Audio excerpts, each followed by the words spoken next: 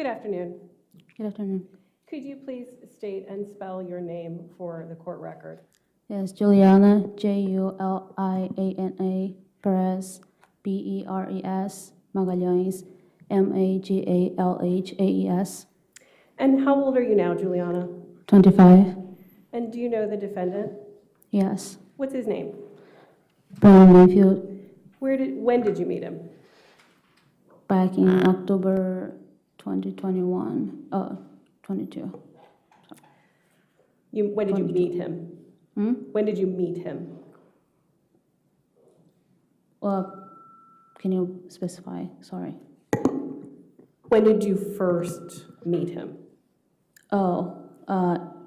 In person when I first came to the States, and before that, through a video call with the family. Okay. Do you recall what month or year that was? When I came to the States, Yes. it was October Do you know what year? 2021. Okay. And when you first met Mr. Banfield, what was your relationship to him? It's professional. He was my boss. And you said he was your boss. Yeah. What was your job? I was their au pair. And so you said you worked as an au pair. What does that mean? Au pair is like a nanny position, but somebody comes from another country providing care for their kid. Right away, the prosecution is doing more than introducing a witness. They're establishing trust and context. Jurors need to understand exactly who Juliana was in this household before anything dramatic unfolds. Every answer here lays another brick in the foundation of credibility. Do you think these seemingly routine questions are just formalities, or are they quietly setting up something much bigger? And in exchange, they live with their family, and yeah. Okay. Basically. Do you get paid to be an au pair? Yes, How much? $200 a week. And how long of a stay did you have as an au pair? We can have from a year to 2 years, but as an au pair, I stayed for a year. Okay. And did you, so you arrived, you said you arrived in October of 2021, and you said you stayed for a year? Yeah, And then did you extend that stay? yes. And how long did you extend the stay for? I think I might have extended for another year. Let's talk about when you lived with the Banfield family and worked for them as their au pair. Where did you live? I lived in their house, in their home. Okay. And who lived there with you? It was Brendan, his wife, Christine, and their daughter. And we know who Brendan is. Yeah. Who's Christine? Christine was Brendan's wife. And you said their daughter? Yeah. What was their daughter's name? Valerie. What was your life like with them? With the family. Yeah, when you first got there, what was it like? It was kind of a period for me to adapt to the family, to my job, to the country. But I was very welcome, I guess. And what was Brendan like when you first came to live with the family and be their au pair? We barely spoke. Like, my relationship was mostly with Christine and Valerie. Brendan and I barely spoke at all. It was just... Okay. What was Christine like? Christine was very friendly, very welcoming, very fair. Yeah. Did you spend time with her and spend time with Valerie together? Yes. And did you spend time on your own with Christine? Maybe a couple times going to a store or, yeah. Do you recall if Christine had a blood disorder? I heard about it, yes. And do you know the name of it? I do not know. Do you know if she took any medication for it? As far as I know, no. What was Valerie like? Valerie is very loving, very caring. She's just... How old was Valerie when you met her in 2021? She was 3.5, I guess. I'm sorry, say that again? 3.5. And were there any other children that were living in the Banfield's home while you lived there too? No. Do you know if they had an au pair before you were their au pair? Yeah. Who was that? It was Amanda. And when you began working for the Banfields, do you need a minute? When you began working for the Banfields, do you remember what their jobs were? Yeah. Or do you know what their jobs were? Yeah. Christina was RN, and Brenda was working, I guess, as an investigator for the IRS. At some point, while you were working for the Banfield family, did your relationship with the defendant change? Yes. How did it change? It became sexual, physical relationship. And do you recall when the relationship changed? It was August 2022. And did you keep the relationship, this new relationship with the defendant, did you keep this a secret? For my part, some of my friends, they knew because I told them, and I used to post on my Instagram. But for his part, yeah, it was a secret. Okay. You said you told some friends about it. Yeah. Do you remember which friends you told? I told Beatrice about it and Pamela. And did you take any photos of you and the defendant after you began a romantic or physical relationship? Yes. And you said you had posted some things to social media? Yes. Okay. I am going to show you a couple of photos.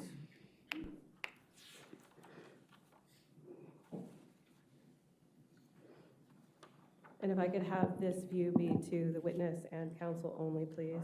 Yes, ma'am.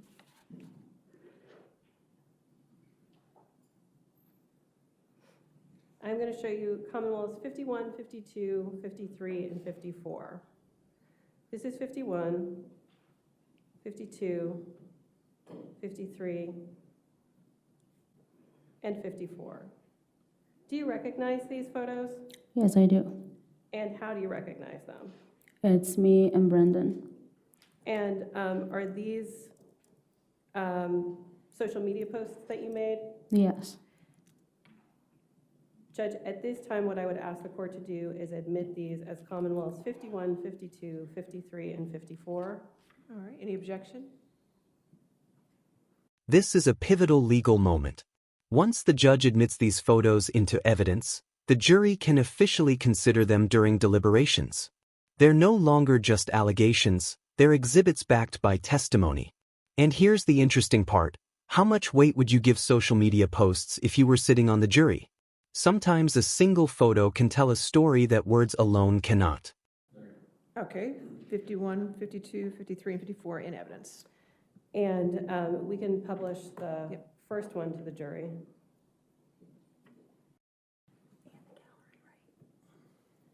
Can you tell us who's under the emoji here? It's Brendan. And then a couple of these have noise.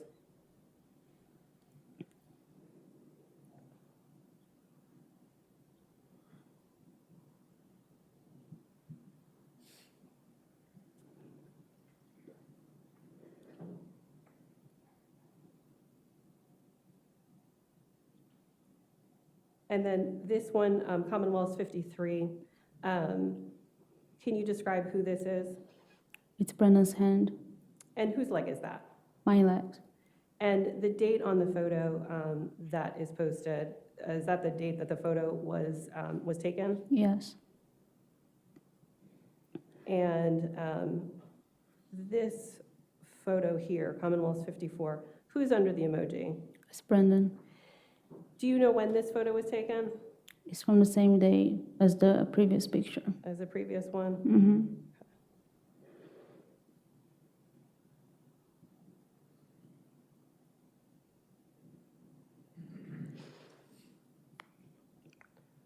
All right, I want to go back to 52.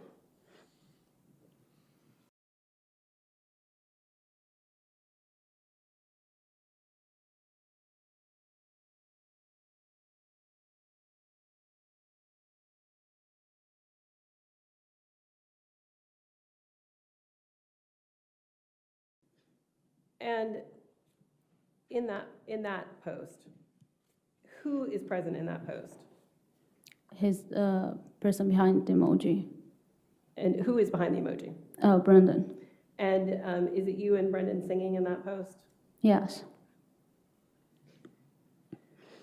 So you began a sexual relationship with the defendant in August of 2022 when you were how old?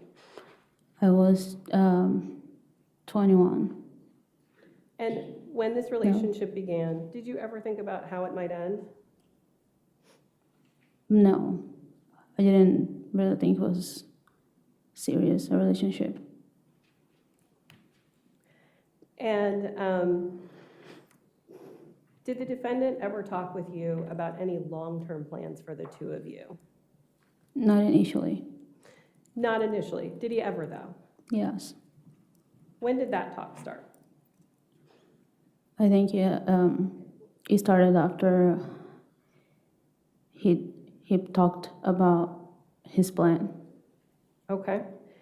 And did he ever talk about the two of you getting married or the two of you having... Now the questioning shifts from what happened to what was being planned. Conversations about marriage, children, and the future can become highly significant when prosecutors are trying to establish intent or motive. It's like watching investigators slowly assemble a puzzle, one conversation at a time. Every answer raises the stakes just a little higher. children? Yes, And do you recall when that talk began? also after he mentioned his plan. Did he ever talk about his relationship with his wife, Christine Banfield? Sometimes it would come up in our conversation and he would talk about it. And what did he say? He used to say that she didn't seem to care about where he was, what he was doing. She didn't seem to care about him at all. And that she was helpless and just lazy. Do you recall when he said those things? When? Yes. Well, many times during our conversation when she came up. And